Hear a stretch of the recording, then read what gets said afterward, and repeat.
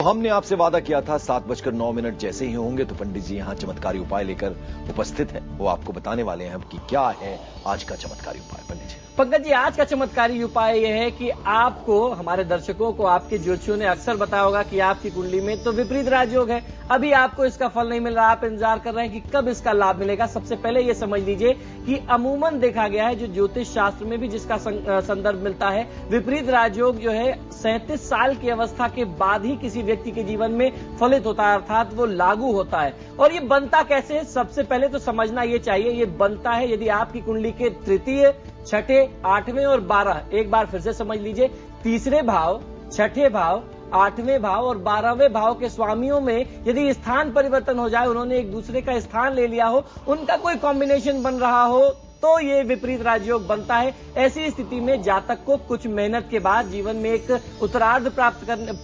बिता लेने के बाद, आधी अवस्था बिता लेने के बाद आपको इसका फल मिलता है। यदि आपको इसको अभी भी लाभ नहीं मिल रहा, आपको इसको और ज्यादा प्रभावी बनाना है, आप चाहते हैं कि आपकी कुंडली में विपरीत राजयोग तो है लेकिन वो जल्दी से जल्दी लागू हो जाए, तो आपको करना यह है कि जब इनसे संबंधित तृतीय, छठे, आठवें और 12वें भाव से संबंधित ग्रहों की दशा, महादशा, अंतरदशा या प्रत्यंतर दशा हो, तो उन समय में उन ग्रहों से संबंधित आप दान कर लें, उन ग्रहों से संबंधित मंत्रों का जाप कर लें, तो आपको निश्चित ही उसके शुभ फल बहुत जल्दी प्राप्त हो जाते हैं। और उसके बाद आपके जीवन का जो एक इंतजार है, जो आपके जीवन में सफलता में आ रहा विलंब है, वो समाप्त हो जाता है, आपको सफलता बहुत जल्दी मिल जाती है। पंडित जी, एक बार बहुत ही सरल भाषा में, जो जिसके लिए आप पहचान है आपकी, जो उसमें अगर हमारे दर्शकों को समझा देंगे ये कैसे पूरा ये चीज जो है फलदायी। जी पंकज जी, मैं अवश्य समझा देता हूं। देखिए, कुंडली में तृतीय भाव, छठवां भाव, आठवां भाव और 12वां भाव, जिनको बहुत ज्यादा खराब माना जाता है, इन भावों के स्वामी यदि आपस में स्थान परिवर्तन कर लें या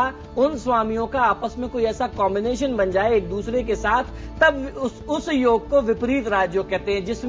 जिसका कारण ये होता है, प्रभाव ये होता है कि व्यक्ति को सफलता तो मिलती है, व्यक्ति जीवन के चरम पे पहुंचता है, लेकिन एक संघर्ष के बाद ये जाप जो है ये कौन से हैं और इनका पता कैसे चले और इनमें क्या क्या चीजें दान करनी है उसका कैसे पता चले? देखिए पंकज जी, मैंने बताया कि आपकी कुंडली में तृतीय भाव का स्वामी कौन है,